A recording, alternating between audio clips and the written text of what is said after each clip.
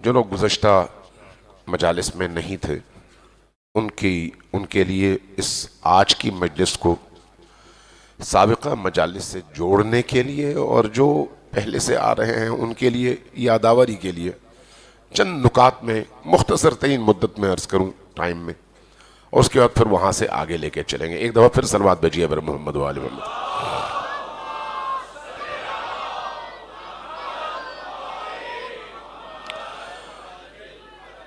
ہمارا موضوع تھا عصر ظہور اور تشیع کی خصوصیات اور اس عصر ظہور میں درپیش چیلنجز۔ اس حوالے سے قرآن اور حدیث کے آئینے میں یہ بات بیان ہوئی کہ جس دور سے ہم گزر رہے ہیں یہ آزمائشات کا دور ہے، چاہے ہم شعوری طور پر اس آزمائش کو سمجھتے ہوں یا نہ سمجھتے ہوں، لیکن آزمائش موجود ہے۔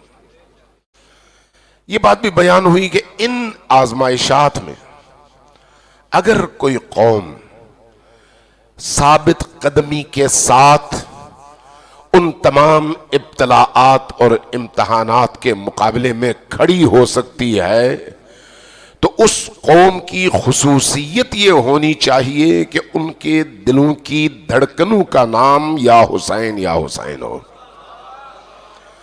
اس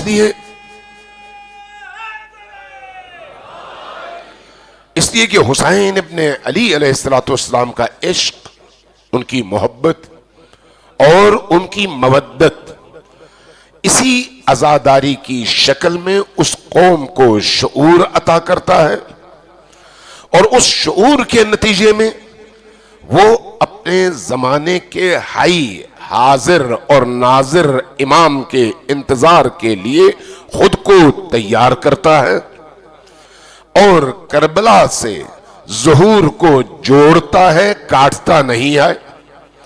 نتیجتاً وہ کربلا کے تسلسل کے طور پر کربلا کے عصر حاضر کے ایک سپاہی کی حیثیت سے آنے والی کربلا اور مہدوی معاشرے کے قیام میں اپنا کردار ادا کرتا ہے۔ یہ اس پوری گفتگو کا خلاصہ ہے۔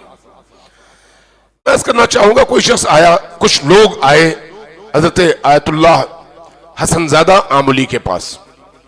جو لوگ نہیں جانتے ان کے لیے عرض کروں گا کہ آیت اللہ حسن زادہ آملی آج کے تمام مروجہ علوم میں، فلسفے میں، عرفان میں، کلام میں، فقہ میں اور متعدد ان علوم میں جن کو آج جن کا نام بھی لوگوں نے نہیں سنا، ان کو کہا جاتا تھا یہ علامہ دہر ہیں، جن کی حال حیات میں شہید رہبر امت آیت اللہ العظمی امام خامنئی نے ان کی شخصیت اور علمی مقام کی تجلیل کے لیے ایک عظیم الشان کانفرنس کا انعقاد کیا تھا، تاکہ لوگ پہچان سکیں کہ کیسی شخصیت ہے۔ ایسی شخصیات اللہ تبارک و تعالیٰ نے مکتب حسین ہی کو عطا کی ہیں علی اور آل علی کے صدقے میں۔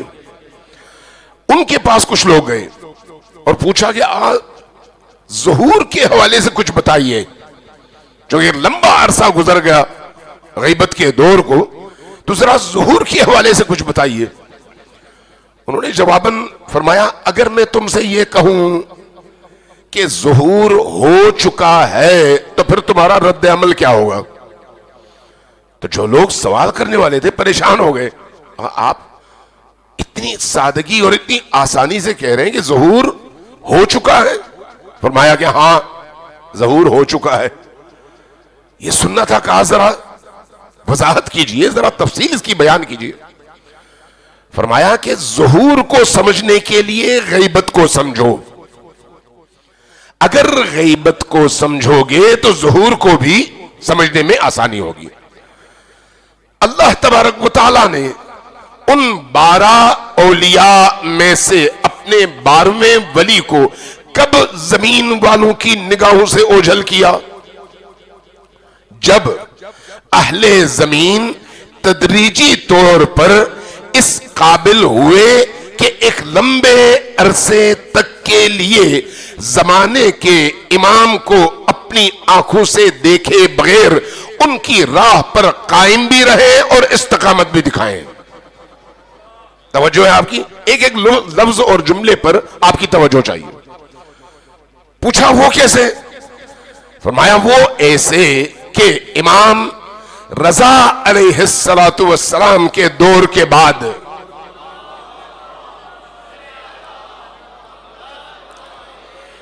अहलुल बैत अलैहिमुस्सलातु वस्सलाम के मकतब की शनाख्त बहुत तेजी से फैली, बहुत ज्यादा वुसअत नसीब हुई, यहां तक कि खुद उन अब्बासी खुलफा को अपनी खिलाफत के लाले पड़ गए।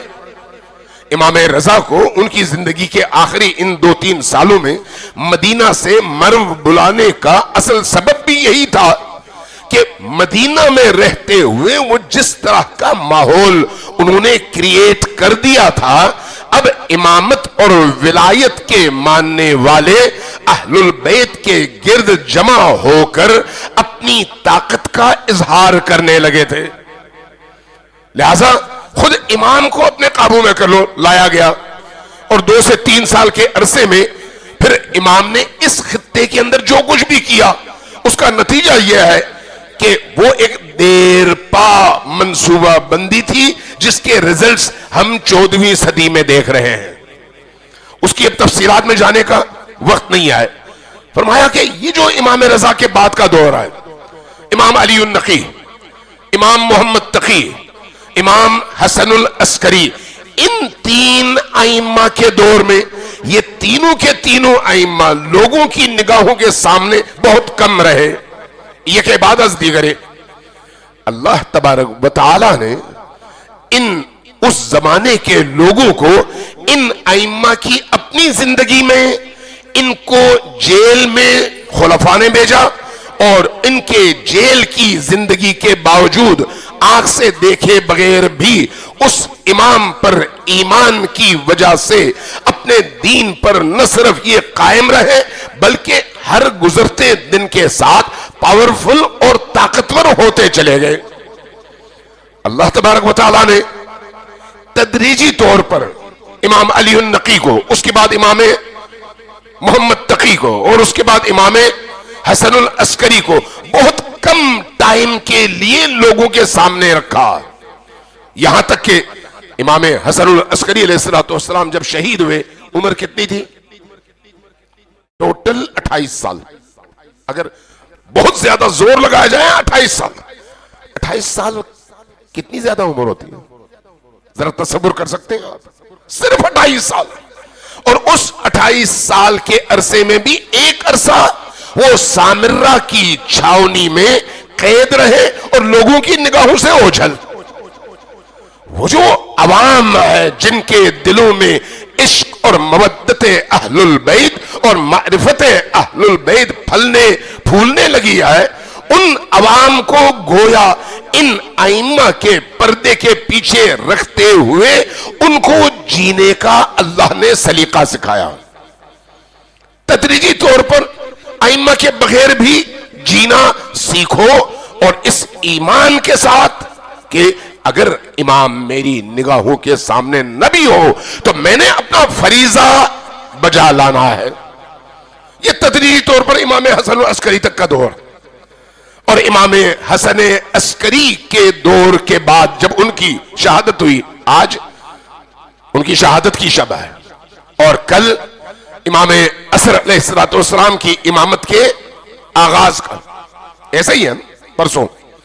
आप जरा तसव्वुर करें, उन्होंने मिसाल दी और बड़ी खूबसूरत मिसाल, कहा कि ये जो कायनात का पूरा निजाम है ये निजाम तदरीज पर उस्तवार है। वो कैसे?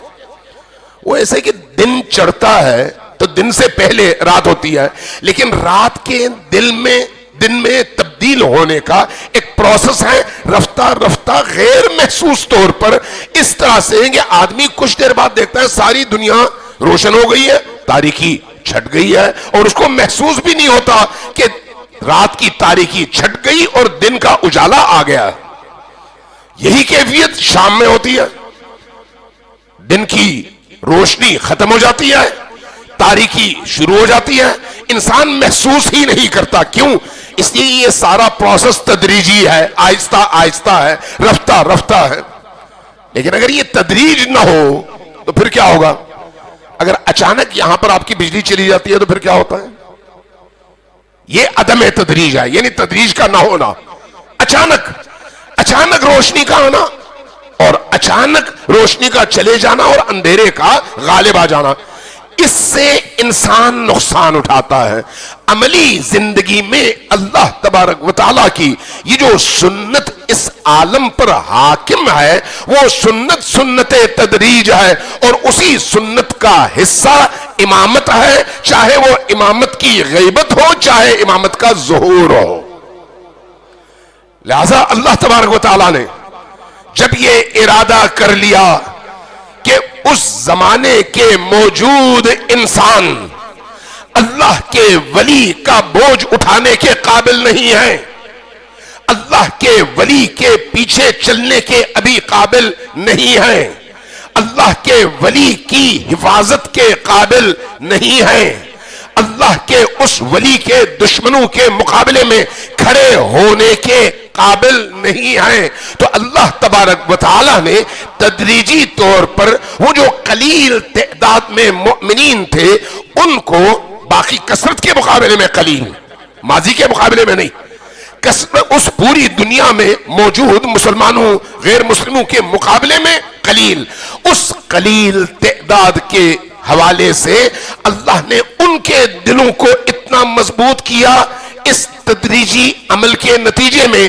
کہ اب وہ سیکھ گئے کہ اگر امام تک ان کی پہنچ نہ ہو تب بھی انہوں نے احد والوں کی طرح سے میدان چھوڑ کر بھاگنا نہیں ہے، میدان میں کھڑے رہنا ہے.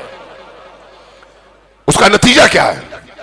اس کا نتیجہ یہ ہے کہ امام حسن عسکری کی شہادت ہوتی ہے. 5 سال امام زمان علیہ السلام اس دنیا میں موجود ہوتے ہیں اور خواص کے ساتھ ان کا رابطہ ہوتا ہے، اور یہ جو خواص کے ساتھ رابطہ ہے ان خواص کے ذریعے سے عوام سے رابطہ ہوتا ہے. یہ 5 سال کا عرصہ گزر جاتا ہے، یہ بھی ایک تدریجی عمل ہے. اس کے بعد ایک غیبت کا آغاز ہوتا ہے جس کو آپ کہتے ہیں غیبت صغریٰ. کتنے سال؟ جی 70 سال. 70 سالہ غیبت صغریٰ. وہ 5 سال امام موجود ہیں، لوگوں کی نگاہوں میں موجود ہیں، لیکن خواص کی، عوام کی نہیں. اس کے بعد اب یہ جو 70 سالہ دور شروع ہوتا ہے، اس دور میں امام اپنی طرف سے مقرر کر کے معین کر کے بتا دیتے ہیں کہ اب اس کے بعد جب تک یہ شخص زندہ ہے میری نیابت میں عوام اور میرے درمیان رابط بنے گا، جو عوام کی ضرورتیں ہیں مجھ تک پہنچائے گا، میرا جواب عوام تک، جس کو ہم کہتے ہیں نیابت خاصہ. یہ دور کب تک رہا؟ 70 سال تک. میں مختصر کروں، آخری نائب کی، چوتھے نائب کی جب موت کا وقت ہوا تو امام نے کیا فرمایا؟ اب نیابت خاصہ ختم، اب نیابت عامہ شروع. یہ بھی ایک تدریجی عمل ہے. پہلے خود امام نگاہوں کے سامنے تھے، پھر امام بہت کم نگاہوں کے سامنے آئے، پھر امام شہید ہو گئے، پھر نئے امام صرف 5 سال کی عمر تک لوگوں میں سے خواص کی نگاہوں میں رہے، پھر وہ خواص کی نگاہوں سے بھی اوجھل ہوئے، پھر 70 سال کا عرصہ گزرا، اور اس 70 سال میں صرف ایک نائب کے ذریعے سے عوام سے متصل رہے، اور اس کے بعد پھر غیبت کبریٰ کا آغاز ہوا. اور اس غیبت کبریٰ کے نتیجے میں اب وہ فقہا، وہ مجتہدین، وہ مراجع، وہ علماء جو دین میں صاحب نظر ہیں اور امام کی بتائی ہوئی شرائط پر پورا اترتے ہیں، ان کو نیابت عامہ ملی، اور اعلان ہو گیا کہ اب لوگ ان کی طرف رجوع کر کے ان سے دین لے، ہم تمہارے دین کے محافظ ہیں، تمہیں گمراہ ہونے نہیں دیں گے. لیکن راستہ یہ ہے. آیت اللہ العظمیٰ جن کا میں نے ابھی تذکرہ کیا، حسن زادہ آملی وہ یہاں پر فرماتے ہیں کہ جب یہاں تک نوبت پہنچی کہ غیبت خود تدریجی ہے مختلف مراحل میں، تو ظہور بھی اسی طرح سے اس نظام عالم کا حصہ ہے اور تدریجی ہے. تو وہ ظہور کیسے ہے؟ جس طرح سے غیبت تھی، آہستہ آہستہ ظہور کے آثار تم پر نمودار ہونے شروع ہو جائیں گے. یہ جو آثار نمودار ہونے شروع ہو جائیں گے وہ کیسے ہوں گے؟ آہستہ آہستہ معاشرے کے اندر کچھ قوتیں اٹھیں گی، وہ قوتیں آہستہ آہستہ طاقتور بنیں گی، ان کی طاقت کا زور بڑھتا چلا جائے گا. اس کے مقابلے میں مستکبر اور طاغوتی طاقتوں کی نیندیں حرام ہونا شروع ہو جائیں گی، اور یہ بھی تدریجی طور پر ہوگا. ایک وقت آئے گا کہ یہ جو گروہ ہے وہ اتنا مضبوط ہو چکا ہوگا کہ ساری دنیا کی طاغوتی طاقتیں مل کر بھی ان کو نہ پسپا کر پائیں گی اور نہ ہی شکست دے پائیں گی. یہ ظہور تدریجی ہے، ظہور تدریجی. اس ظہور تدریجی کا آغاز بقول آیت اللہ حسن زادہ آملی کے امام خمینی کے انقلاب سے ہو چکا ہے. امام خمینی کے انقلاب سے اس ظہور تدریجی، ظہور صغرا، کبرا نہیں، ظہور صغرا، اس کا آغاز ہو چکا ہے. وہ کیسے ہوا ہے آج آپ دیکھ لیں، پوری دنیا میں دیکھ لیں. آج کی تاریخ میں اگر آپ علی کے ولایت کے ماننے والوں کی طاقت کو ترازو کے ایک پلڑے پر رکھیں اور ماضی میں 1400 سال میں تشیع کی جو طاقت تھی، 1400 سال، وہ ساری دوسرے پلڑے پر، کوئی قابل موازنہ طاقت ہے ہی نہیں. اس زمانے میں تشیع کو صرف ایک کتابی مکتب کے طور پر لوگ جانتے تھے، اس سے زیادہ اس مکتب کے کوئی قائل تھے ہی نہیں. آج کیا ہے؟ آج دنیا بھر میں توحید کے علمبردار، انبیاء کی تمام تر وراثتوں کے مالک، نبی کریم کی تمام اقدار کے محافظ، ائمہ اطہار کی زندگیوں کے حاصل کے طور پر ایک ایسا نظریہ جس کے حامل لوگ دنیا پر مسلط 8.5 ارب انسانوں پر مسلط نظام کے مقابلے میں کھڑے ہونے کی سکت اختیار کرنے اور حاصل کرنے والے لوگ کون ہیں؟ وہی جو اس پورے ماضی میں ہمیشہ مستضعف رہے، آج تمام مستکبرین کے مقابلے میں سب سے بڑی طاقت بن کر اٹھ چکے ہیں. آج کی تشیع ماضی کی تشیع سے یکسر مختلف تشیع ہے. آج کی تشیع یعنی قرآن کے نزول کی محافظ تشیع، آج کی تشیع 1,24,000 انبیاء کی تمام تر آرزوؤں کی محافظ تشیع، آج کی تشیع یعنی 12 ائمہ کی، امویوں، عباسیوں اور بعد کے ادوار کی جد و جہد میں ان تمام جد و جہد کی حفاظت کرنے والی وہ پاورفل تشیع جس کے مقابلے میں آج پوری دنیا کے 190 ممالک اس لائن کے ادھر کھڑے ہو کر لرزتے ہیں، پریشان ہیں. ان کو سمجھ نہیں آتی کہ اتنی بڑی طاقت ان کے اندر آئی کہاں سے ہے. عملی طور پر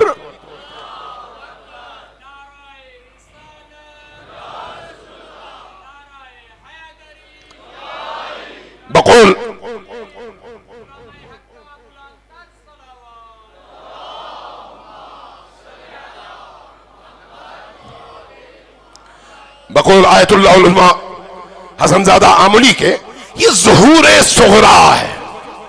ظہور صغرا، ظہور کبرا میں امام خود تشریف لائیں گے، لیکن ظہور کبرا سے پہلے اسی ظہور صغرا میں اس زمانے کے بسنے والے اہل ایمان کو یہ ثابت کرنا پڑے گا کہ اے امام آپ آئیے، ہم ان لوگوں کی طرح سے نہیں ہوں گے جنہوں نے آپ کے اجداد کی حفاظت نہیں کی اور لبیک نہیں کہا. یہ آج کے دور کے ظہور صغرا کے دور کے مسلمانوں کی سب سے بڑی ذمہ داری ہے، سب سے بڑی ذمہ داری، اور آج عملاً اس چیز کو آپ اپنی آنکھوں سے دیکھ رہے ہیں۔ اب یہ جو دور ہے دور ظہور، اس دور ظہور میں جو چیلنجز ہیں، ان چیلنجز کے حوالے سے میں نے گزشتہ مجالس میں عرض کیا تھا کہ جو چیلنجز ہیں ان میں ایک دجال کا چیلنج ہے، اور دجال کے چیلنج میں دجال کی خصوصیات کو احادیث میں بیان کیا گیا ہے۔ اس میں ایک یہ ہے کہ اس کی ایک آنکھ ہوگی، یعنی وہ ایک ایسی تہذیب، ایک ایسا کلچر، ایک ایسا نظام اور ایک ایسی آئیڈیالوجی ہے جو صرف ایک آنکھ سے پورے عالم کو دیکھتی ہے، اور وہ ایک آنکھ دنیاوی ہے، اخروی نہیں ہے، یعنی اس کی زندگی کا حاصل دنیا ہے، لہذا وہ اس دنیا کے لیے سب کچھ کرنے پر تیار ہے۔ اسی دجالی نظام جس کی آمد اور جس کو چیلنج کے طور پر احادیث میں پیش کیا گیا ہے، اہل سنت کی احادیث میں بھی اور اہل تشیع کی احادیث میں بھی، منتہا اگر آپ اہل سنت کی احادیث میں دیکھیں اور حدیث کی زبان دیکھیں تو وہاں پر گویا اس کو ایک وجود کی شکل میں پیش کیا گیا ہے، ایک ایسا وجود جس کی پیشانی پہ ایک آنکھ ہوگی، لیکن مرحوم آیت اللہ صدر نے اس کو واضح کیا ہے کہ نہیں، یہ ایک اس طرح کا وجود نہیں ہے، بلکہ یہ ایک کلچر ہے، ایک تہذیب ہے، ایک تحریک ہے، ایک پورا نظام ہے جو اس الہی اور مہدوی نظام کے مقابلے میں کھڑا ہوگا، اور جب وہ کھڑا ہوگا تو اس نظام کے نتیجے میں اہل ایمان کو اور ان لوگوں کو جو ظہور کا انتظار کر رہے ہیں مشکل ترین دور سے گزرنا پڑے گا، مشکل ترین دور سے، اور وہ مشکل ترین دور صرف جان کے خوف کا دور نہیں ہے،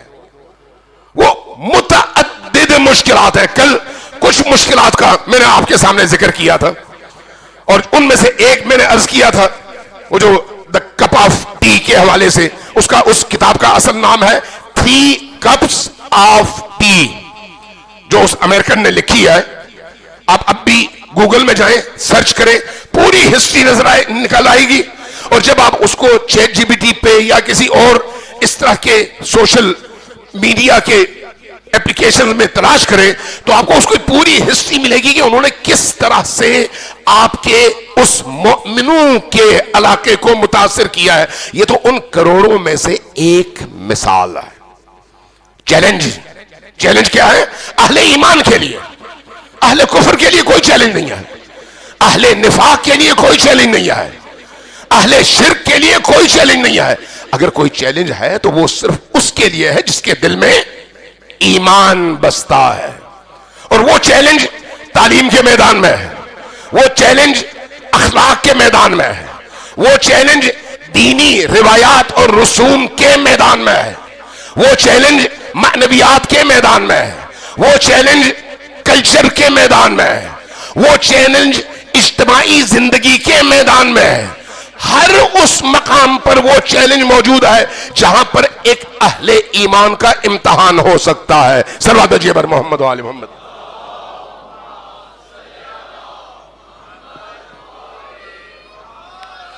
ان میں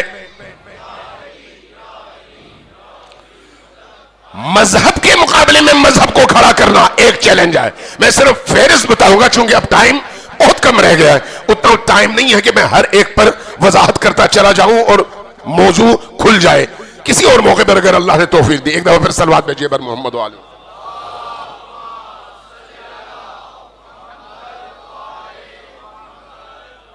مذہب کے مقابلے میں مذہب کھڑا کرو، ایک چیلنج ہے۔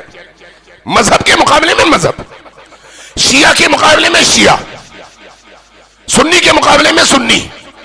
نہیں ہے کہ اس کا مطلب یہ ہو کہ شیعوں کے مقابلے میں ایک شیعوں کا گروہ اٹھاؤ، نہیں، نظریات تشیع کا جو اصیل نظریہ ہے، جو امام زمان سے، امام معصوم سے آپ تک پہنچا ہے، اس کی جگہ ایک کھوکھلا تصور جس کا تعلق صرف اور صرف آپ کے کلچر سے ہو، اس کو اتنا مضبوط کرو کہ یہ جو حقیقی تشیع امام سے آپ تک پہنچی ہے، جس کے اندر روح ہے، جس کے اندر یزیدیت سے پیکار ہے، جس کے اندر جامع شہادت ہے، جس کے اندر مبارزہ ہے، جس کے اندر کفر عالم پر غلبے کا پورا جذبہ ہے، اس کو ملیا میٹ کر دو اور کہو صرف چند قطرے آنسو بہاؤ اور جا کے جنت میں داخل ہو جاؤ۔ مذہب کے مقابلے میں مذہب، دین کے مقابلے میں دین، یہ اسی طاغوتی اور اسی دجالی نظام کا شاخسانہ ہے اور چیلنج۔ نئی تہذیب، نیا کلچر، نئے طور و طریقے اور ہر وہ رستہ جہاں سے انسان کو گمراہ کیا جا سکے۔ کل کافی ساری باتیں میں کر چکا ہوں، میں ان تمام باتوں کی طرف نہیں جاتا، لیکن یہ یاد رکھیے کہ مقدسات کے تقدس کو ختم کر کے انسانوں کی حساسیت کو بالکل ملیا میٹ کر دینا، یہ ایک بہت بڑا چیلنج ہے، بہت بڑا چیلنج۔ میں نے پرسوں یا ترسوں کی مجلس میں ایک بات عرض کی تھی ٹی وی کے حوالے سے کہ 70 کی دہائی میں ٹی وی کا کیا حال تھا اور آج کیا حال ہے۔ اس وقت ہم لوگوں کی عمومی حساسیت کس سطح پر تھی اور آج کس سطح پر ہے۔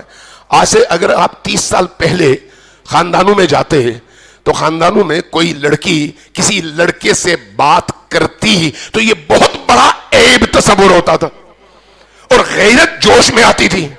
آج اسی غیرت کو کہا گیا یہ جہالت ہے، اوپن مارکیٹ ہے، جس کا جس سے چاہے رابطہ ہو، اس لیے کہ رابطے کا ذریعہ آپ کے ہاتھ میں موجود ہے اور وہ کیا ہے؟ موبائل اور انٹرنیٹ۔ نتیجہ آپ کے 6 اور 7 سال کے بچوں سے لے کر 40-45 سال کے ان لوگوں تک ہر ایک کی دسترس میں ہر ایک موجود ہے اور پتہ بھی ہے اور معیوب بھی نہیں ہے۔ کیوں؟ اس لیے کہ اس کی قباحت ختم ہو گئی ہے۔ مقدسات کی قباحت ختم کرنا۔ آپ نے یورپ اور امریکہ کی وہ صورتحال دیکھی ہے، انبیاء کے تقدس کو پامال کر دیا گیا۔ آج وہاں پر آپ اگر خود حضرت عیسیٰ کے حوالے سے کوئی بات کریں تو کسی کو کوئی پریشانی نہیں ہے، کوئی حساسیت نہیں ہے۔ آپ چاہے حضرت عیسیٰ کو یا حضرت مریم کو، نعوذ باللہ ثم نعوذ باللہ، کوئی ان کی بے حرمتی کرے تو کسی مسیحی کو کوئی تکلیف نہیں ہوتی۔ کیوں؟ حساسیت ختم کر دی گئی ہے۔ یہی کیفیت اسلام میں، کبھی قرآن کی توہین، کبھی اللہ کی توہین، کبھی محمد الرسول اللہ صلی اللہ علیہ وآلہ وسلم کی توہین۔ ان توہینوں کے ذریعے سے ہر دفعہ جانچا جاتا ہے کہ اب مسلمانوں میں حساسیت کتنی باقی ہے۔ یہ وہی چیلنجز ہیں۔ جتنا وقت گزرتا چلا جائے گا اور ہماری حساسیت کم سے کم تر ہوتی چلی جائے گی، ان کی تہذیب اور کلچر کے غلبے کے امکانات واضح ہوتے چلے جائیں گے۔ یہ اہل ایمان کے لیے بہت بڑا چیلنج ہے۔ اسی دجالی نظام کے ان چیلنجز میں سے ایک چیلنج ہے، جبکہ اس کے مقابلے میں وہی کلچر، وہی تہذیب، وہی مغربی دنیا۔ ہولوکاسٹ کا ایک مسئلہ ہے، آپ کو پتا ہے ہولوکاسٹ کیا ہے؟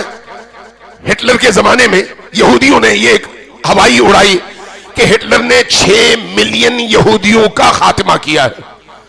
اب اس کو ایک عقیدہ بنا دیا گیا اور اس عقیدے کے منکر کو ویسٹ کے تمام ممالک میں اگر کوئی سامنے اگر کہے میں ہولوکاسٹ کو نہیں مانتا کہ ایسا کوئی ظلم یہودیوں کے ساتھ ہوا ہے، تو اس کی اکثر ممالک میں کم از کم 10 سال جیل ہے۔ کیوں؟ اس لیے کہ اس نے ہولوکاسٹ کا انکار کیا ہے۔ ممالک کون سے ہیں؟ ممالک عموماً مسیحی، ہولوکاسٹ کا تعلق یہودیوں سے۔ پھر کیا ربط ہے دونوں کے درمیان؟ زمانے اور تمام دنیا پر حاکم نظام کے پیچھے یہودیت کار فرما ہے۔ لہذا یہودیت کی ضرورت ہے کہ جو کچھ یہودی پیش کرے اس کو لوگ قبول کریں، چاہے ان کی عقل مانے یا نہ مانے، اور اگر اس کی مخالفت میں کوئی بولا تو اس کو سزا ملنی چاہیے۔ اور اس پر آپ دیکھتے ہیں کہ امریکہ ہو، کینیڈا ہو، یورپ کے باقی ممالک ہو، ہر ملک میں ہولوکاسٹ کے انکار کی سزا ہے، خدا کے انکار کی سزا نہیں ہے۔ ہولوکاسٹ کے انکار کی سزا ہے، حضرت عیسیٰ کی انکار کی سزا نہیں ہے۔ ہولوکاسٹ کے اس نظریے کی توہین کی سزا ہے، خدا، رسول اور الہی کتب حتی انجیل اور تورات کی توہین کی کوئی سزا نہیں ہے. وہاں پر کہا جاتا ہے یہ تو آزادی بیان ہے, لوگوں کو بولنے کی آزادی ہے, لکھنے کی آزادی ہے, لیکن یہاں پر آ کر ان کی آزادی ختم ہو جاتی ہے. مقصد کیا ہے؟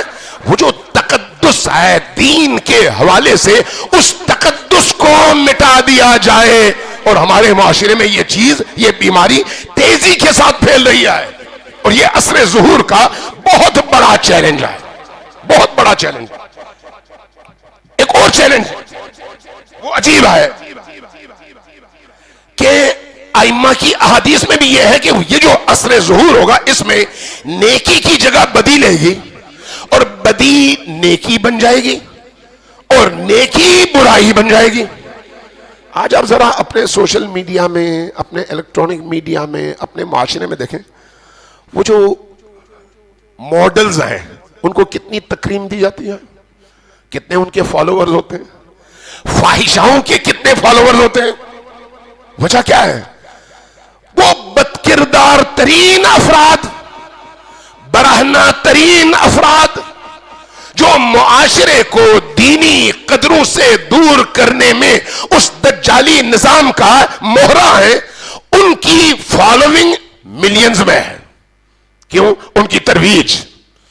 اور اگر کوئی اس طرح کی خاتون آ جائے تو میں نے تو نعوذ باللہ عملاً اپنی آنکھوں سے دیکھا ہے ایک کیریکٹر کو, نام نہیں لیتا, جو وہ کیریکٹر جس کا کام ہی فحاشی پھیلانا ہے, فحاشی پھیلانا, اس کیریکٹر کا کام فحاشی پھیلانا ہے.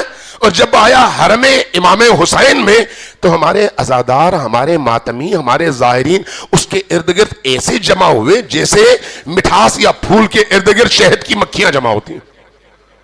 گویا ان کے لیے امام حسین کے حرم میں بد کردار ترین اور پسترین انسان, چونکہ آپ کے میڈیا نے اس پستی کو اچھائی میں تبدیل کر کے آپ کے ذہنوں کو مسموم اور زہر آلود کر دیا ہے, لہذا وہاں پر اس کے گرد اس طرح سے جمع, کوئی آٹوگراف دے دے, کوئی تصویر اتار لے.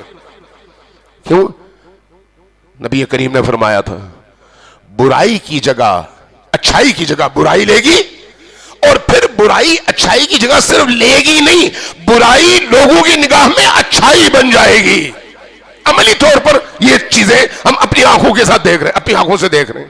ابھی بھی اگر آپ دیکھیں ایک ایکٹریس ہو, ایک کوئی اس طرح کا کیریکٹر ہو, میں شعبے کی طرف نہیں جاتا, جس کا کردار معاشرے کے اندر تخریبی اور منفی ہے, اخلاقیات کے حوالے سے, عقائد کے حوالے سے, قرآن کے حوالے سے, دین کے حوالے سے, لوگ کس طرح سے احترام کرتے ہیں اس کا, اور اس کے گرد طواف کرنے کی کوشش کرتے ہیں.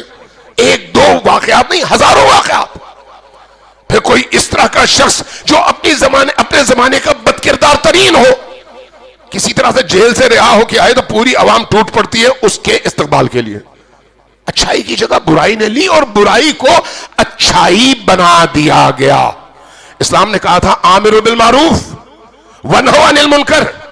نبی کریم کی حدیث ہے کہ امر بالمعروف کرو, نہیں عن المنکر کرو. امر بالمعروف یعنی اچھائی کا حکم دو, دوسروں کو مجبور کرو کہ اچھے رستے پر چلیں, اور برائی سے لوگوں کو روکو اپنی بساط کے مطابق.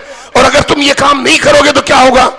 فرمایا یسلطن اللہ علیکم شرارکم فیدعو خیارکم فلا یستجاب لہم. تمہارے معاشرے کے بدترین لوگ تم پر مسلط ہو جائیں گے, بدترین لوگ. اور جب وہ بدترین لوگ مسلط ہو جائیں گے تو پھر تمہارے نیک لوگ, تمہارے نماز تہجد پڑھنے والے لوگ, تمہاری صف اول کے نمازی لوگ گڑ گڑائیں گے, روئیں گے, ہاتھ اٹھائیں گے, دعا کریں گے, بلک بلک کر مانگیں گے. لا یستجاب لہم, ان کی دعا قبول نہیں ہوگی. کیوں؟ اس لیے کہ ان بروں کو مسلط کرنے میں تمہاری خاموشی کا کردار تھا. تم نے خاموش رہ کر ان بروں کو اس معاشرے پر مسلط ہونے کا موقع دیا ہے. اس لیے نبی کریم سے جب پوچھا گیا کہ کیا ایسا دن بھی آئے گا کہ لوگ برائی اور اچھائی میں اس طرح سے تمیز نہ کر پائیں, فرمایا کہ بلکہ اس سے بدتر ہوگا. کیسے؟ فرمایا کہ وہ دور ایسا ہوگا جس میں لوگ برائیوں کا حکم دیں گے اور اچھائیوں سے روکیں گے. ابھی آپ دیکھ لیں, اپنے معاشرے میں دیکھیں, آپ کو ایک مجلس کروانی پڑتی ہے, ایک جلوس نکالنا پڑتا ہے, اس کے لیے کتنے اداروں سے اجازت لینی پڑتی ہے, اور اس کے بعد بھی کتنی مشکلات کھڑی کی جاتی ہیں. لیکن اگر ایک فاحشہ نے ڈانس کرنا ہو, اگر کسی گویے نے گانا گانا ہو, تو آپ کا قذافی اسٹیڈیم خود گورنمنٹ آ کر بھر دیتی ہے اور تمام سہولتیں فراہم کرتی ہے, اور اس کو پھر پوری طرح سے پروموٹ بھی کرتی ہے, عوام بھی کرتی ہے ساتھ میں. کیوں؟ اس لیے کہ اچھائی کو برائی بنا دیا گیا اور برائی کو اچھائی, اور وہ جو برائی ہے اس کی ترویج کے لیے پوری قوت لگائی جاتی ہے. عملی طور پر دیکھ لیں ہمارے ارد گرد یہ ساری چیزیں موجود ہیں, لیکن ہماری توجہ نہیں ہے, حساسیت نہیں ہے. صلوات بھیجیے پر محمد و آل محمد.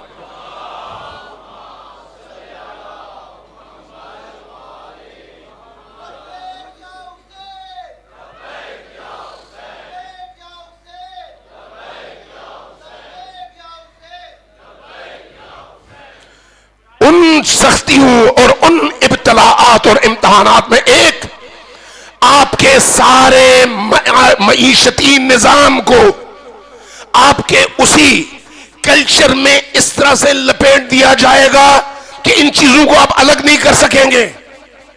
اس وقت آپ کو ایک نئی بات بتاتا ہوں. پاکستان کتنا قرضے میں ہے. یہ قرضہ جو آپ کو بتایا جاتا ہے کہ پاکستان نے اتنا قرضہ لیا اور اتنا واپس کرنا ہے, بظاہر آپ کو وہ ایگریمنٹ کا ایک رخ دکھایا جاتا ہے, ہم نے اتنا قرضہ لیا اور ہر مہینے اور ہر سال اتنی قسطیں ہم نے واپس کرنی ہے. لیکن وہ جو قرضہ ملتا ہے اس کے ساتھ وہ جو کلچرل معاہدہ ہوتا ہے وہ کوئی نہیں بتاتا, وہ کوئی نہیں بتاتا. آج تک آپ نے سنا نہیں ہوگا.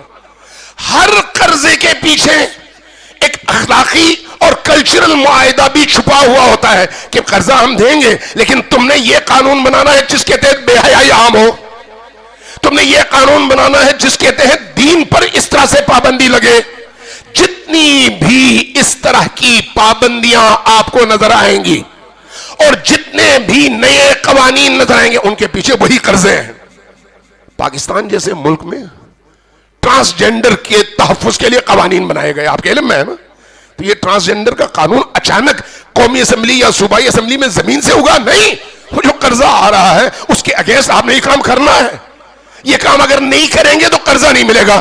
اور آپ کے بے غیرت حکمران اور بے غیرت آپ کے نمائندے, یعنی ہم سب کے, وہ ان چند ٹکوں کی خاطر اپنی ناموس, قوم کی ناموس, دین کی ناموس اس طرح سے بیچ کر اس کلچر کو جو یہودیوں کی پیداوار ہے, دجالی نظام کی پیداوار ہے, اس ملک پر مسلط کرنے میں کوئی آر محسوس نہیں کرتے, اور عوام بھی بے خبر, خاموش, جیسے کچھ ہوا ہی نہیں.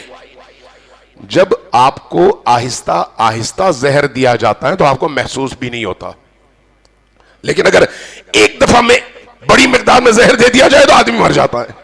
یہ وہی سلو پوائزننگ ہے, آہستہ آہستہ. چیلنج, بہت بڑا چیلنج. کس کے لیے؟ اہل ایمان کے لیے. جس کے اندر ایمان نہیں ہے اس کو کوئی فرق نہیں پڑتا. یہ آپ کو معلوم ہے, سراج الحق صاحب جماعت اسلامی کے سابق امیر, یہ پہلے کے پی کے حکومت میں وزیر خزانہ تھے, انہوں نے یہ واقعہ سنایا ہمیں. کہنے لگے کہ میں وزیر تھا, 1 ارب روپے ہمیں چاہیے تھے. غالباً ورلڈ بینک کے نمائندے نے ہم سے رجوع کیا اور کہا کہ یہ 1 ارب ہم آپ کو دیں گے. ہم نے کہا ٹھیک ہے. ہم نے اپنے اس سال کے بجٹ میں اس کو شامل کیا. پیسے کی ضرورت پڑی, پیسے آئے نہیں. اس دور میں اگر آپ کو یاد ہو کے پی کے میں وہ جو بل بورڈز تھے ان میں لوگ خواتین کی برہنہ تصویروں پر رنگ ڈال کر اس کو چھپا دیتے تھے. تو کہا کہ ہم نے رابطہ کیا کہ بھئی آپ نے وعدہ کیا تھا, ریٹن میں ایگریمنٹ تھا, وہ پیسے تو ہمیں دیں. کہا کہ ہم پیسے ایسے ہی تو نہیں دیتے جب تک ہمارا کلچر آپ نہ اپنائیں. یہ جو آپ نے سلسلہ شروع کیا ہے بل بورڈز پر ایڈورٹائزمنٹ کے لیے عورتوں کو استعمال کرنے کا جو رجحان ہے, اس میں ان بل بورڈز پر جن لوگوں نے رنگ پھینکا اس کو روکو اور اس فحاشی کو عام کرو تاکہ قرضہ ہم سے لے سکو. یہ کیا ہے؟ غیر محسوس طور پر آپ کے پورے کلچر کو اس برہنہ کلچر میں تبدیل کرنے کا عزم. یہ آہستہ آہستہ ہوتا چلا جا رہا ہے. آہستہ آہستہ، یکدم نہیں آئے. صلوات بھیجیے پر محمد و آل محمد.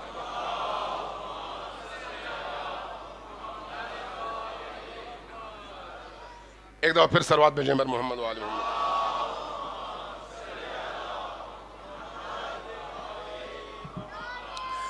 اس کلچر کے نتیجے میں احادیث ہمیں بتاتی ہیں کہ آپ کے معاشرے کے اندر طلاق کا ریشو بہت زیادہ بڑھ جائے گا، جرائم کا ریشو بہت زیادہ بڑھ جائے گا، خاندان ٹوٹنا شروع ہو جائیں گے، رشتے کمزور ہونا شروع ہو جائیں گے.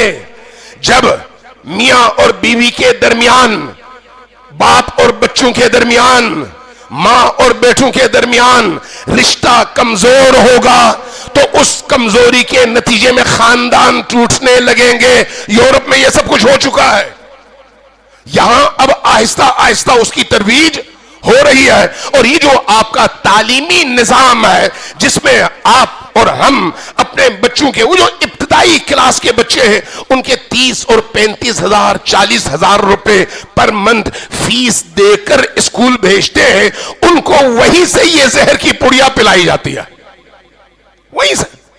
اور ہم بڑے مزے میں ہیں کہ ہم تو اپنے بچوں کو اعلیٰ اسکولوں اور نظاموں میں تعلیم دلا رہے ہیں. میرے اپنے بھانجے کی بچی تھی تو اسکول سے اس نے اٹھا لیا، میں نے کہا کیا ہوا؟ تو اس نے پوری رپورٹ میرے سامنے رکھی. دوسری کلاس کے بچوں میں شراب اور چرس، دوسری کلاس کے بچوں میں. اور جب اسکول میں ٹیچر نے ان بچوں پر اعتراض کیا تو وہ سٹیٹس کو آڑے آ گئی، اور والدین نے آ کر اسکول انتظامیہ سے کہا کہ ہمارے سٹیٹس کا یہ تقاضا ہے، آپ کون ہوتے ہیں روکنے والے؟ جب عوام کو اس طرح سے ان چیزوں کا عادی بنا دیا جائے تو لوگ پھر اس سٹیٹس کو کی تلاش میں پیسے خود خرچ کر کے اپنے آپ کو بھی برباد کرتے ہیں اور اپنی اولادوں کو بھی برباد کرتے ہیں. یہ جو ہم آگے بڑھ رہے ہیں، خاندانوں کی اکائیوں کو تباہ کیا جا رہا ہے. اس کی طرف اگر ہماری توجہ نہیں ہوگی تو ہم مارے جائیں گے، ہماری نسلیں ماری جائیں گی. آج جس چیز کی ضرورت ہے وہ یہ ہے کہ اپنی نئی نسل کو بچاؤ. نئی نسل کو، اس نئی نسل کو کیسے بچا سکتے ہو؟ حسین ابن علی کے ذکر کے ذریعے سے. حسین ابن علی کے ذکر میں اتنی طاقت ہے، اتنا پوٹینشل ہے. چونکہ میں وہ سارے موضوعات، ایک بڑی لمبی فہرست تھی، میں بیان نہیں کر سکتا چونکہ ٹائم نہیں ہے. میں اس لیے اب مختصر کر کے آ رہا ہوں اسی نقطے کی طرف کہ یہ جو عزاداری سید الشہداء کا پلیٹ فارم ہے، یہ پلیٹ فارم صرف رسم نہیں ہے. اس کو یہ نہیں، ابھی جیسے ہمارے وہ عزیز فرما رہے تھے کہ اگر ہم اگلے برس زندہ ہوئے تو پھر یہی غم ہے، اور اگر زندہ نہ ہوئے تو یہ ہمارا سلام آخر ہے. یہ حسینیت نہیں ہے. کس نے کہا اگلے برس؟ ہمارے ہر پل کی ضرورت حسین ابن علی ہے. ہماری زندگی کا ایک لمحہ اگر حسین ابن علی کے بغیر ہو تو وہی ایک لمحہ ہماری گمراہی کے لیے کافی ہے. وہ رسم ہے جو آپ کہتے ہیں کہ 40 دن، وہ رسم ہے. حسین روح کی ضرورت کا نام ہے، حسین فکر کی ضرورت کا نام ہے، حسین حیات کی اساس ہے. اگلے برس نہیں.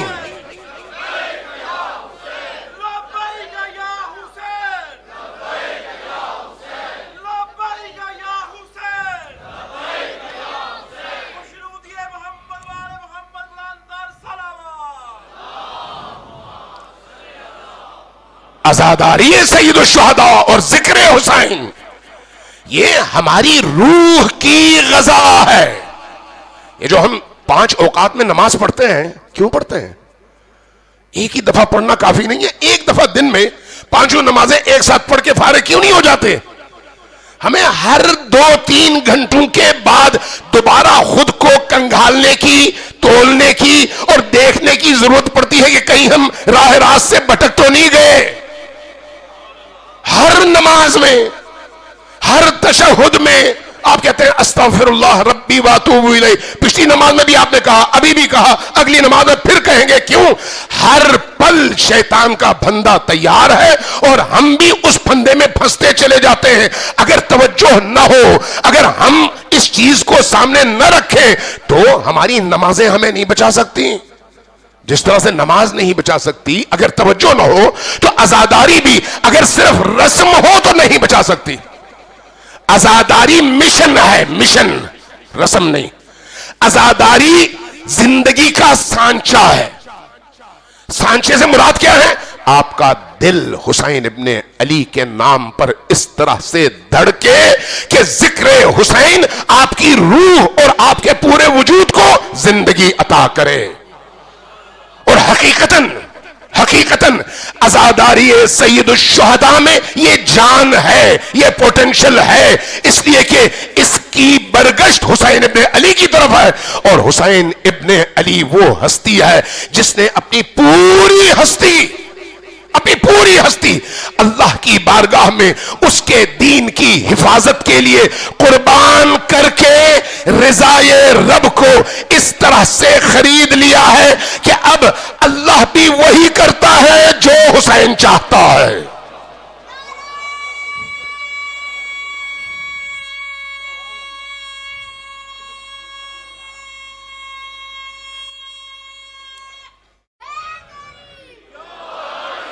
اس کا مطلب یہ نہیں ہے کہ اللہ مجبور ہے، نہیں. حسین نے ارادے خدا میں ڈل کر اپنی زندگی کے ہر پل کو، لمحے کو نچھاور کر کے بتا دیا کہ خدایا میری رضا تیری رضا سے ہٹ کر ہے ہی نہیں. ادھر سے اگر یہ ہے تو ادھر سے جواب بھی یہی ہے کہ اے حسین اب جو تو چاہے وہی میری چاہت ہے. اس لیے ہم زیارت عاشوراء میں پڑھتے ہیں سلم لمن سالمکم وحرب لمن حاربکم. اے حسین آپ اللہ کا پرچم ہیں، آپ اللہ کی اس دنیا میں انسانی شکل میں دلیل ہیں. آپ کے ساتھ ہونا خدا کے ساتھ ہونا ہے، آپ سے ہٹ جانا خدا کی راہ سے ہٹ جانا ہے. لہذا جو آپ کے ساتھ ہیں میں اس کے ساتھ ہوں، جو آپ کے ساتھ نہیں ہے میں اس کے مقابلے میں کھڑا ہوں. یہ اسی زیارت عاشوراء کے جملوں کا مفہوم اور پیغام ہے. دجال کی صفات میں ایک صفت جو رہ گئی آخری، وہ کیا تھی؟ وہ اس دور میں اعلان کرے گا انا ربکم الاعلی، میں تمہارا سب سے بڑا خدا ہوں. علامات دجال اور علامات ظہور اور زمانے کے چیلنجز میں انا ربکم الاعلی کا نعرہ، انا ربکم الاعلی کا نعرہ اس وقت آپ دیکھ رہے ہیں کہ ٹرمپ جب کہتا ہے کہ جو میں چاہوں گا وہی ہوگا، تو پھر فرعون نے کیا کہا تھا؟ نمرود نے کیا کہا تھا؟ انا ربکم الاعلی، میں تمہارا سب سے بڑا رب ہوں، جو میں چاہوں گا وہی ہوگا. آج کا دجال بھی یہی کہہ رہا ہے، آج کا فرعون بھی یہی کہہ رہا ہے. لیکن یاد رکھیں اگر اس فرعون کے مقابلے میں اللہ کے بھیجے ہوئے نبی اور رسول نے کھڑے ہو کر اس کی ناک رگڑی ہے، تو آج کے زمانے آخر کے اس دجالی نظام کی ناک رگڑنے کے لیے اللہ نے جو فورس پیدا کی ہے وہ خود امام زمان نہیں ہے. امام زمان بعد میں آئیں گے، اس سے پہلے امام زمان کی راہ میں اپنی وفاداری ثابت کرنے والی رہبریت، مرجعیت، فقاہت اور ولایت کا وہ منصب ہے جس کا نتیجہ آج آپ دیکھ رہے ہیں کہ 8.5 ارب انسان اس مقام اور منصب کے سامنے ان کے دل بھی جھکے ہوئے ہیں اور سر بھی جھکے ہوئے ہیں. یہ آج مکتب اہل البیت کی سربلندی کا عظیم ترین نمونہ ہے. کیوں؟ اس لیے کہ اس مرجعیت، مقام اور منصب نے جو کچھ بھی لیا ہے وہ کربلا سے لیا ہے. جو کچھ بھی لیا ہے لوگوں کے ذہنوں کو خراب کیا جاتا ہے کہ یہ ولایت کے نام پہ علی کی ولایت کی جگہ فقیہ کی ولایت کا دم برتے. نہیں، فقیہ کی ولایت کہاں اور علی کی ولایت کہاں؟ ولایت اصل میں خدا کیا ہے، ولایت اصل میں رسول اللہ کیا ہے، ولایت اصل میں علی اور آل علی کیا ہے. اور اور آل علی میں سے معصوم امام کی غیر موجودگی میں خود اسی معصوم حجت خدا کی اجازت سے جس فقیہ میں یہ شرائط موجود ہیں وہ اٹھے گا اور اس ولایت کا استعمال کر کے اس ولایت حجت خدا کے نفاذ کی راہ اس طرح سے ہموار کرے گا کہ اس کے دشمن نظام کو للکارے گا بھی اور اس کو ناکو چنے چبوانے پر مجبور بھی کرے گا. ڈاکٹر تیجانی کا نام سنا آپ نے؟ چونکہ ٹائم بالکل کم ہے میں 2-3 منٹ میں اپنی گفتگو ختم کر لوں. ڈاکٹر تیجانی کا نام آپ نے سنا ہے. ڈاکٹر تیجانی بہت بڑے اسکالر ہیں, اہل سنت سے آئے ادھر اور بڑی کتابیں لکھی. ان کی معروف ترین کتاب پھر میں ہدایت پا گیا, ثم اہتدیت.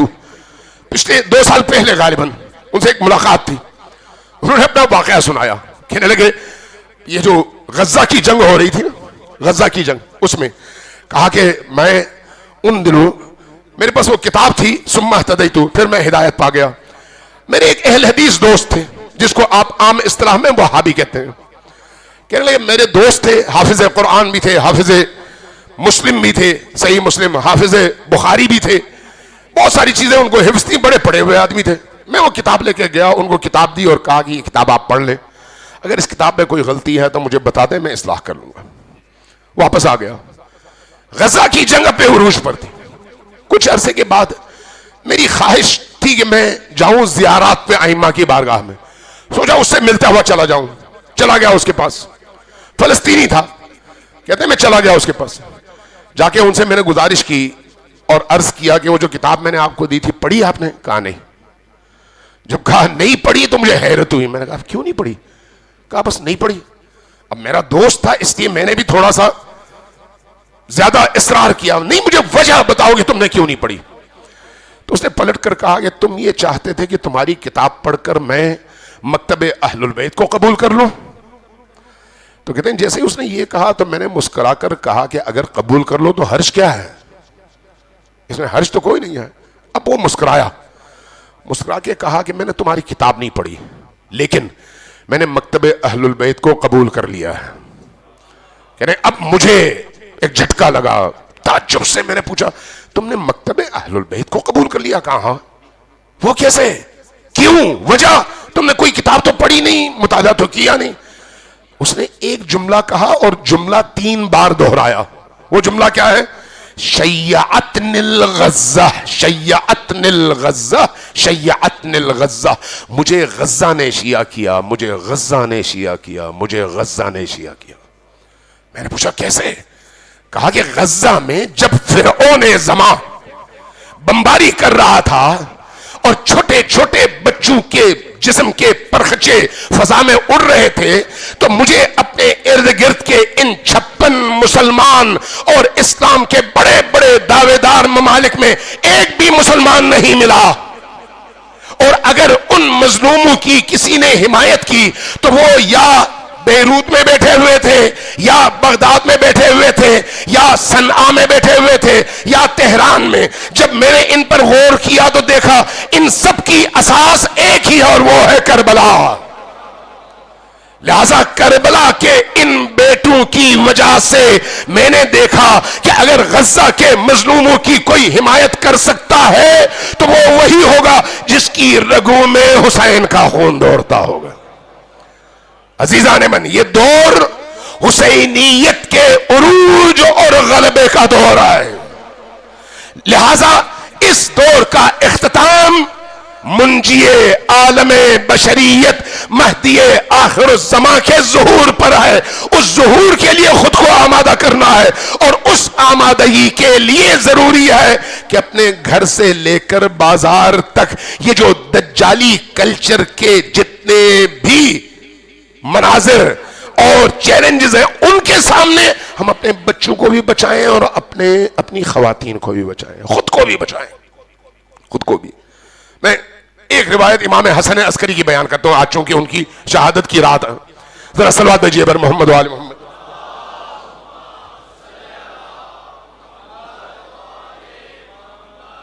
یہ جو میں عرض کر رہا ہوں نا, بچائیں خود کو, بچوں کو, دوستوں کو, خواتین کو, عزیزوں کو, اقارب کو. کیوں کہہ رہا ہوں؟ امام حسن عسکری کے سامنے ایک بندہ آیا، کہا یہ اپنا رسول اللہ میں ایک مشکل میں ہوں. کیا مشکل ہے؟ میرے دو بھائی ہیں، ایک ظالم نظام کی قید میں ہے اور اگر میں توجہ نہ دوں تو اس کو وہ پھانسی چڑھا دیں گے اور مار دیں گے. دوسرا کچھ بدکار اور برے لوگوں کی صحبت میں پھنس چکا ہے، اگر میں اس کو نہ نکالوں تو وہ گمراہ ہو جائے گا. اب ایک ٹائم میں یا میں وہ انجام دے سکتا ہوں یا یہ، دونوں نہیں کر سکتا. مجھے کس کو بچانا چاہیے؟ توجہ دیجئے، امام حسن عسکری جن کی شہادت کی آج شب ہے، امام نے فرمایا کہ اگر تمہارا ایک مومن بھائی سمندر کے پانی میں ڈوب رہا ہو اور ساتھ میں ایک چڑیا بھی ڈوب رہی ہو، تم کس کو بچاؤ گے؟ کہا اپنے مومن بھائی کو. تو فرمایا جاؤ اس کو بچاؤ جو برے لوگوں کے درمیان پھنسا ہوا ہے. کہا یا اپنا رسول اللہ وہ کیوں؟ کہا کہ جو ظلم کی آغوش میں اور ظلم کی چکی تلے پس رہا ہے وہ مر بھی جائے تو ایمان کی حالت میں شجاعت کے ساتھ ظلم سے مقابلے کی صورت میں وہ جائے گا اور نجات یافتہ ہے. اصل بچانا اس کو ہے جو اس وقت اس برائی کی وجہ سے دین سے بھی جائے گا، خود سے بھی جائے گا، خدا سے بھی جائے گا. یہ معاشرہ آج ان چیلنجز کا سامنا کر رہا ہے اور ہمیں ان چیلنجز کا مقابلہ کرنا ہے. امام حسن عسکری کی آج شہادت کی رات ہے. کیسی مظلومانہ شہادت. ذرا غور کیجئے، عمر کتنی ہے؟ ٹوٹل 28 سال، صرف 28 سال. اور یہ رات آپ کی زندگی کی آخری رات ہے، اور رات بھی ایسی کہ اس زہر خورانی کی وجہ سے سارا جسم اتنا کمزور اور نہیں ہو چکا ہے کہ غلام سے فرماتے ہیں غلام جا کے پانی لے کے آؤ. پانی لاتا ہے، پانی جب دینے لگتا ہے آپ پانی کو پکڑتے ہیں اپنے لب کی طرف لاتے ہیں تو بدن بھی لرز رہا ہے اور ہاتھ بھی لرز رہا ہے، پی نہیں پاتے. اتنا زہر کا اثر ہے. 28 سال کے جوان، اتنا اثر ہے کہ ہلا نہیں جا رہا اور پانی کا گلاس اٹھایا نہیں جا رہا. فرماتے ہیں غلام جاؤ میرے بیٹے کو بلا لو. 5 سال کا وہ بیٹا جس نے آج یتیمی کا ذائقہ چکھنا ہے، مہدی آخر الزمان. غلام جب گیا تو کیا دیکھتا ہے؟ نماز میں، سجدے میں، مصلی میں موجود ہیں تو گویا دعا کر رہے ہیں اللہ کی بارگاہ. آواز دیتے ہیں، آتے ہیں. جب آتے ہیں تو تاریخ نے بہت کچھ لکھا ہے اور احادیث میں بھی تقریباً ایک طرح کی باتیں لکھی ہیں کہ آئے بابا سے لپٹ گئے اور یقیناً کہا ہوگا بابا میں ابھی بہت چھوٹا ہوں، آپ مجھے چھوڑ کر چلے جائیں. بابا کے چہرے پہ موجود پسینے کو صاف کرتے ہیں، بابا کے چہرے میں موجود اس تھکن کے آثار کو دیکھتے ہیں، تکلیف کے آثار کو دیکھتے ہیں. دیکھتے ہیں پانی نہیں پی پائے، پانی اٹھاتے ہیں، اٹھا کر اپنے ہاتھ سے پلاتے ہیں اور پلانے کے بعد باپ اور بیٹے کے درمیان گفتگو ہوتی ہے، وصیتوں کا تبادلہ ہوتا ہے اور میراثیں جتنی بھی امامت کی میراث ہے وہ منتقل ہوتی ہے. اور اس کے بعد ایک وقت آتا ہے کہ امام حسن عسکری اس دنیا سے اٹھ جاتے ہیں. حضرت امام عصر اپنے بابا کی کے سر اقدس کو اپنے سینے سے لگا کر گریہ فرما رہے ہیں اور اشک بہا رہے ہیں، اشک بہا رہے ہیں. میں کہوں گا اے امام زمان، آج آپ کا بہت بڑا دن ہے غم کے حوالے سے. باپ کا سایہ اٹھ گیا ہے اور وہ بھی امام حسن عسکری جیسا باپ. لیکن یا امام زمان، آپ کی اس مظلومیت کو میں جب کربلا کی مظلومیت کے مقابلے میں دیکھتا ہوں تو کربلا میں بھی ایک باپ اور بیٹا تھے اور یہاں پر آپ کے گھر میں بھی ایک باپ اور بیٹا ہے. یہاں پر باپ اور بیٹے کی کیفیت یہ ہے کہ باپ نے پانی مانگا اور بیٹا پانی پلا رہا ہے. وہاں پر بیٹا پانی مانگ رہا تھا اور باپ کے پاس ایک قطرہ نہیں تھا. اے امام زمان، جب میں آپ کی کیفیت دیکھتا ہوں تو حدیث میں بیان کیا گیا ہے کہ آپ نے تو بابا کو پانی پلایا اور ان کا سر اپنے سینے پر رکھا اور بڑے آرام سے ان کو رخصت کیا. لیکن کربلا میں جب میں اس باپ اور بیٹے کو دیکھتا ہوں تو منظر کچھ ایسا ہے کہ بیٹے کے سینے پر برچھی لگی ہے اور سینہ کھلا ہوا ہے, کلیجہ نظر آ رہا ہے. حسین ابن علی لڑکھڑاتے ہوئے گھٹنوں کے بل پر بیٹے کے سرہانے پہنچے ہوئے ہیں. بیٹے کا سر اٹھا کر اپنے سینے سے لگاتے ہیں لیکن ٹانگیں جواب دے جاتی ہیں. خود حسین بیٹھ جاتے ہیں, سر اقدس علی اکبر کو زمین پر رکھتے ہیں. ایک موقع آتا ہے, مورخین کہتے ہیں کہ حسین سے برداشت نہیں ہوا, روتے ہوئے اپنے رخسار رکھ دیے علی اکبر کے رخسار پر. وہ جو خونی رخسار ہے علی اکبر کا. بیٹا علی اکبر معاف کرنا میں تمہیں پانی نہ پلا سکا, بیٹا علی اکبر معاف کرنا میں تمہاری مدد نہ کر سکا, لیکن اب میں تمہیں رخصت کر رہا ہوں, جاؤ میری والدہ فاطمہ تمہیں حوض کوثر سے پلائیں گی, میرے بابا علی تمہیں پلائیں گے, جد نامدار رسول اللہ تمہارے انتظار میں ہے. بیٹا کسی سے اگر پوچھنا ہے نا درد تو پھر باپ سے پوچھو. جب باپ کی نگاہوں کے سامنے جوان بیٹا اس شکل میں زمین سے اٹھ رہا ہو,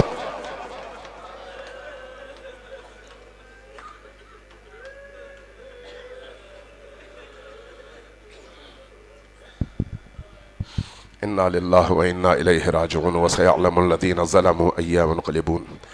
مومنین میں صرف آپ سے ایک گزارش کروں گا, 2 منٹ ٹھہریے اور اس میں یاد رکھیے یہ آج اس پورے عرصے کی سلسلے کی آخری مجلس ہے اور کل آپ نے شاید رات کو جشن منانا ہو. یہ مجلس عام مجلس نہیں ہے, آپ نے آنسو بہائے ہیں, امام زمان پر بھی آنسو بہائے ہیں اور حسین ابن علی پر بھی آنسو بہائے ہیں. ان آنسوؤں کو ایسے ہی جانے نہ دیں, یہ آنسو اللہ کی بارگاہ میں بہت قیمت رکھتے ہیں. ان آنسوؤں کو سامنے رکھ کر اپنے ہاتھ اٹھائیں اور اللہ کی بارگاہ میں کچھ طلب کریں. آئیے مل کر اللہ کی بارگاہ میں چند دعائیں مانگتے ہیں, لیکن اس سے پہلے اللہ کو اس کے اسم جلالہ کا واسطہ دیتے ہیں. بکا یا اللہ یا اللہ یا اللہ 10 مرتبہ پکاری ہے, یا اللہ یا اللہ یا اللہ یا اللہ یا اللہ یا اللہ یا اللہ, یا رحمان یا رحیم یا مقلب القلوب.